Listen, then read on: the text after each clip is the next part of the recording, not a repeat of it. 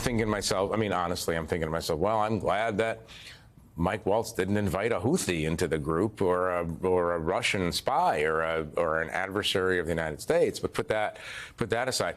I'm reading this and I'm wondering, not only why am I reading this, but why would the Secretary of the Treasury need to know the precise attack sequence of this upcoming operation? Atlantic editor-in-chief Jeffrey Goldberg exposing some of the glaring national security concerns around National Security Advisor Mike Waltz, who was the official who started that Signal group chat and invited Goldberg to it. Calls have been growing for accountability since that bombshell report yesterday, starting with the resignations of officials involved. Both the mishandling of classified information and the deliberate destruction of federal records are potential crimes that ought to be investigated immediately. And I want to make clear that I'm of the view that there ought to be resignations, starting with the National Security Advisor and the Secretary of Defense.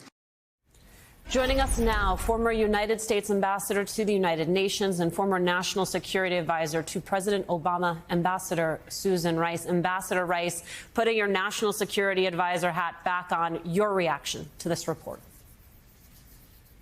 It's stunning. It's likely the biggest national security debacle that any professional can remember. Let me explain a bit why this is so crazy. First of all, National Security Advisors convene what is called the National Security Principles Committee meeting. This is the cabinet-level group that makes the most important decisions and recommendations to the president on national security. It's all those people that are on that chat: the Secretary of State, Secretary of Defense, the Director of National Intelligence, the CIA Director, and others. By the way, it's bizarre to me that it appears the acting chairman of the Joint Chiefs was not on that Signal chat. But in any case, the norm is that you call a meeting of the national security principles, typically in person, in the White House Situation Room, which is a very secure facility, in the basement of the White House. You can't bring your phones in. You can't bring your Apple Watches in, because all of those are devices that can be used by our adversaries to listen to what's going on. And then you spend hours, literally hours, interrogating the entire concept. Is this the right time? Is this the right plan? What are the regional security ramifications? What are the diplomatic ramifications? How do we ensure that we have prepared the allies? How do we communicate this to the public? This kind of planning for a military operation should be done very carefully and very deliberately, not on a Signal chat, not with emojis, and not without very careful deliberation. For the Trump people to be saying this chat shows how seriously they take the decision-making process makes me laugh out loud. I would share, as all my previous predecessors would have, very thoughtful, detailed, deliberate meetings in the White House Situation Room, probably multiple meetings. We would never get on a Signal chat, which is inherently insecure. They did this in all likelihood on their personal phones. They were discussing what is inherently a classified topic, which is whether and when the United States might launch military action against an adversary. There's no spinning that that's not a classified conversation. The very fact of the National Security Cabinet considering and recommending to the president a military attack is by definition classified, because you do not want your adversaries to know that information in advance so that they can prepare, evade, or attack American personnel in the process. So this is an extraordinary breach, even leaving aside the mind-boggling fact that they let a reporter into the conversation. They had an inherently sensitive, classified discussion about the most sensitive kind of information, war planning, on a non-governmental, non-secure, non-classified application. I can't get my head around it, Alicia, honestly. With one participant participating, we now know from Moscow. Should Mike Waltz have submitted a resignation letter today? Well, let me say this. First of all, this absolutely needs to be thoroughly investigated.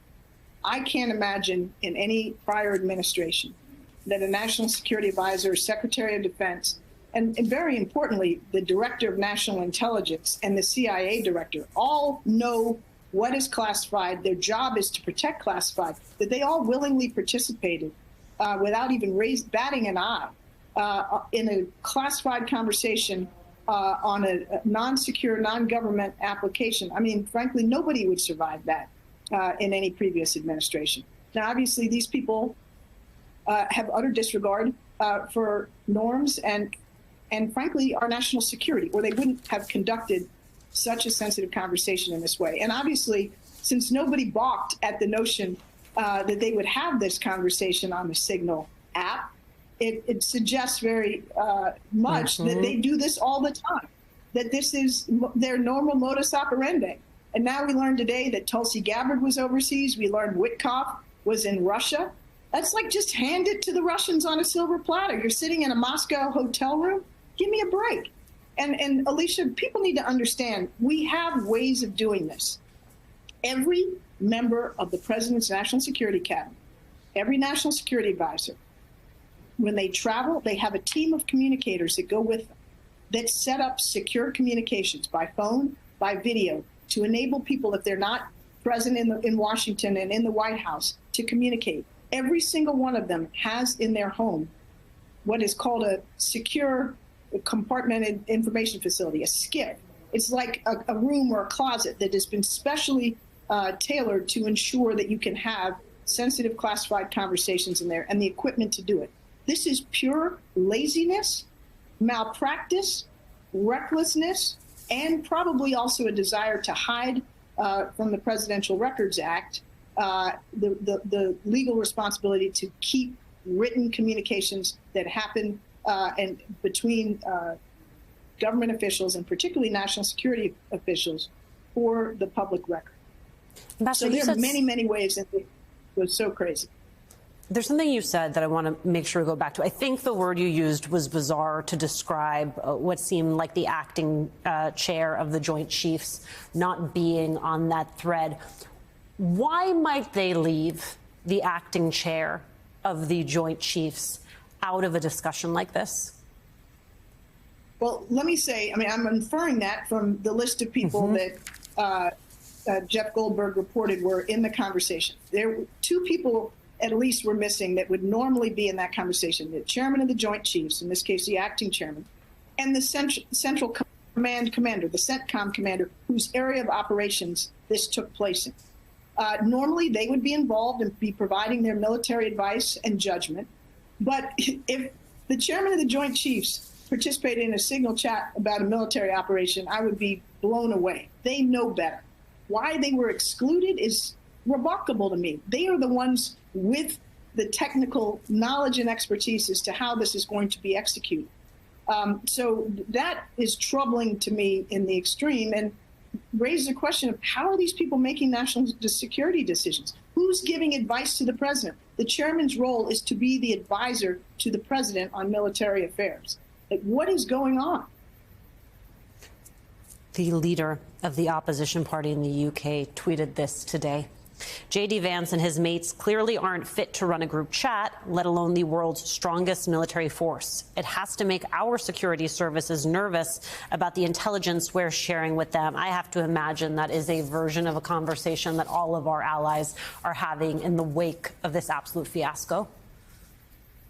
Absolutely, no doubt. They're all gobsmacked and freaked out that the information that we regularly share amongst allies is so compromised potentially by this kind of reckless management of the national security decision-making process. But I think the European allies are also very likely concerned about what J.D. Vance revealed about his perspective on this. He was very clear in the chat saying, you know, that he was concerned that we were not screwing our European allies by leaving them hanging because they, like us, depend on the free flow of traffic through the Red Sea and these waterways.